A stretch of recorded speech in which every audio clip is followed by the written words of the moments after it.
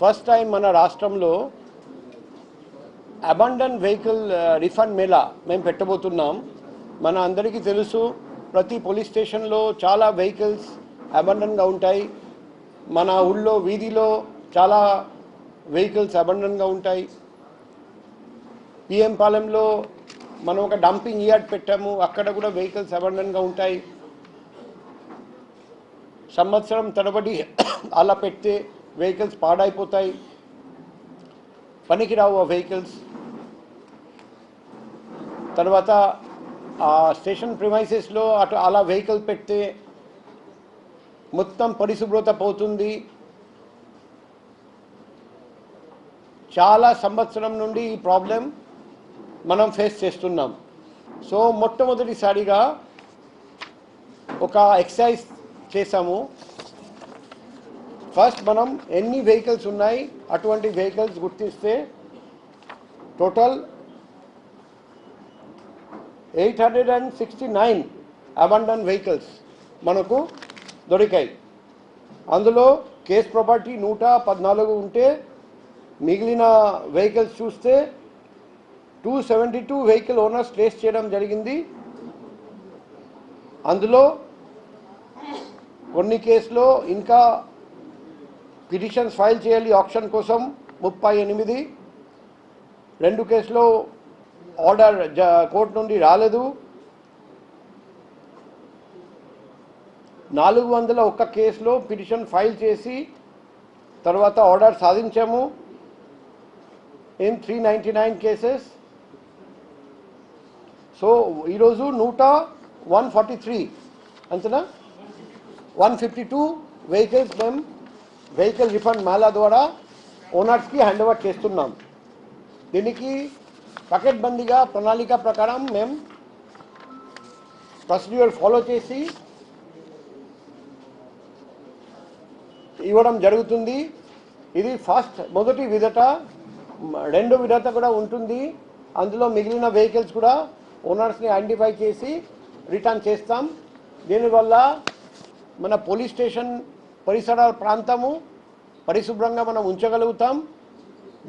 Vehicle పాడవనీయకుండా చూడగలుగుతాం.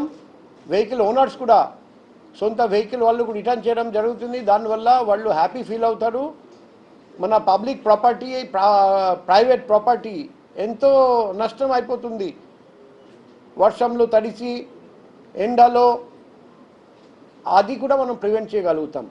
So ఇది ఒక మంచి పరిణామం. ఇది మొదటిసారి ఇటువంటి ప్రోగ్రాం పెట్టడం జరిగింది. భవిష్యత్తులో ఇటువంటి ప్రోగ్రామ్స్ పెట్టి 100% అబాండన్ వెహికల్స్ ఓనర్స్కి రిటర్న్ ఇప్పించడానికి మేము ఏర్పాటు చేస్తాం. నుండి పర్మిషన్ తీసుకురండి. కోర్టు దగ్గరికి పోయి వాళ్ళు పిటిషన్ ఫైల్ చేయాలి. కోర్టు ఎప్పుడు ఆర్డర్ ఇస్తారో ఎవరికి తెలియదు.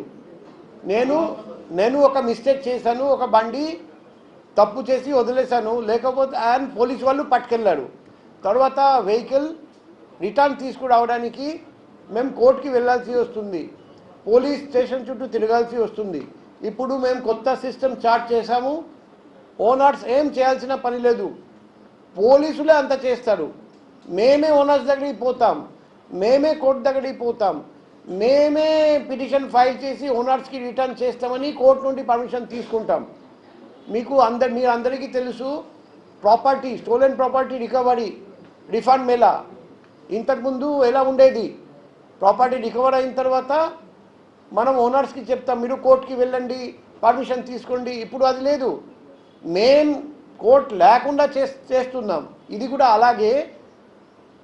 పోలీస్ అంటే how friendly police can be towards public friendly పోలీసింగ్కి భాగంగా పబ్లిక్ ఏ పని చేయాలి, ఓనర్ ఏ పని చేయాలి, ఆ పని పోలీస్ వాళ్ళే చేస్తున్నారు. పబ్లిక్ తరఫున చేసి కోర్టు చుట్టూ తిరిగి కోర్టు నుండి ఆర్డర్ తెచ్చి ఆ అబాండన్ వెహికల్ ఓనర్ని ట్రేస్ చేయడం కూడా చాలా కష్టమైన పని.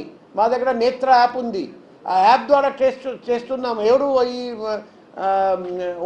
ఓనర్ అని. తర్వాత ఓనర్ దగ్గరికి పోతే ఓనర్ చెప్తారు అది నాది కాదు, నేను ఎప్పుడో వేరే వాళ్ళకు అమ్మేశాము. మళ్ళీ నెక్స్ట్ వ్యక్తి దగ్గరికి పోవడం, మళ్ళీ నెక్స్ట్ వ్యక్తి దగ్గర పోవడం. చాలా కష్టంగా.